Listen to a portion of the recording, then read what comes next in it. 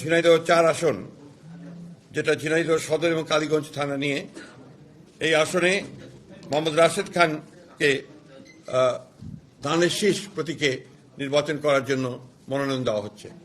আমার মনে হয় গণ অধিকার পরিষদ থেকে পদত্যাগ করেছে, তাই না?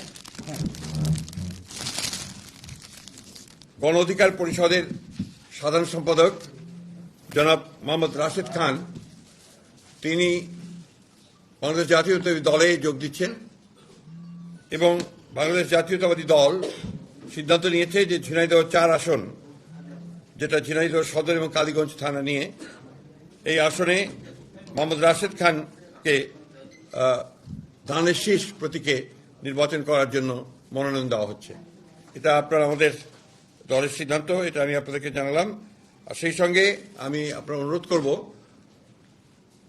এই ঝিনাইদহ ও কালীগঞ্জ, ঝিনাইদহ সদর কালীগঞ্জ অর্থাৎ ঝিনাইদহ 4 আসনের বিএনপির সকল নেতাকর্মীকে মোহাম্মদ রাশেদ খানের সঙ্গে কাজ করার জন্য এবং তাকে বিজয়ী করার জন্য সর্বশক্তি দিয়ে কাজ করার জন্য। এখন রাশেদ খান বলবেন, তারপরে ওটা হবে। হ্যাঁ, বলেন কিছু কথা।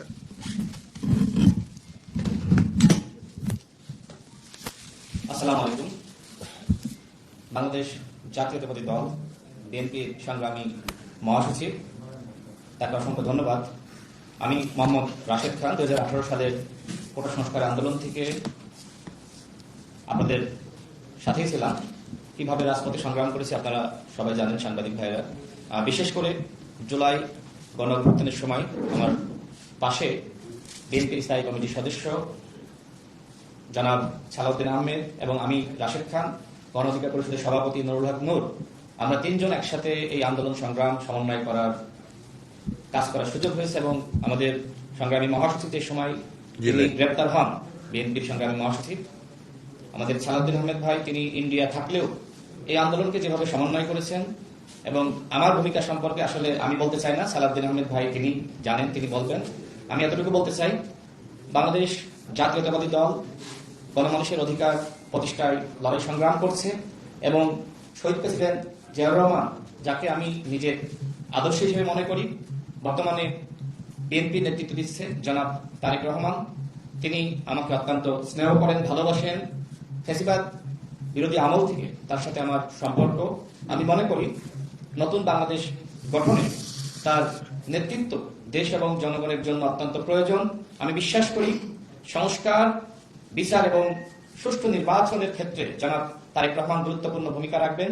আমি রাশেদ খান আজকে বিএনপিতে যোগদান করেছি এবং জনাব তারেক রহমানের নেতৃত্বে ইনশাআল্লাহ দেশ এবং জনগণের জন্য সংগ্রাম করে যাব, কাজ করে যাব।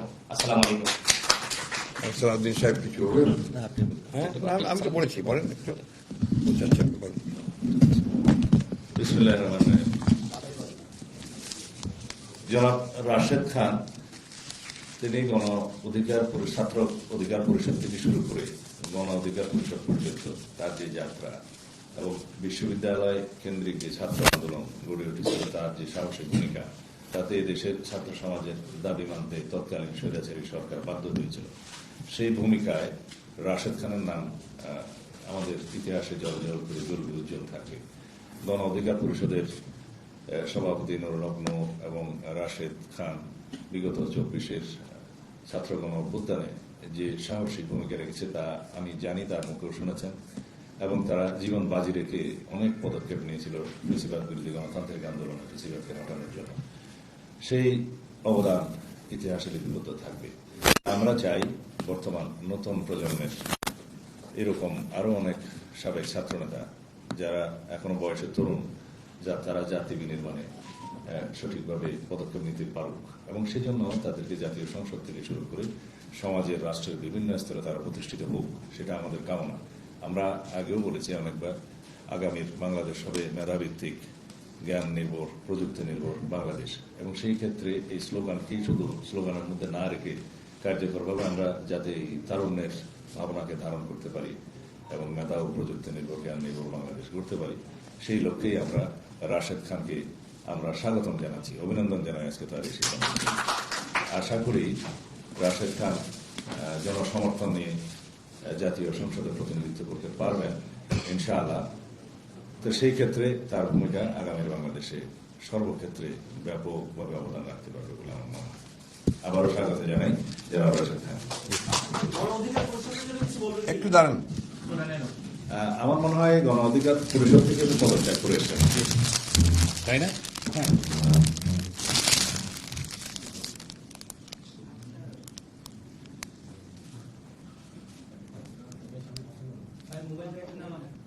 Thank you.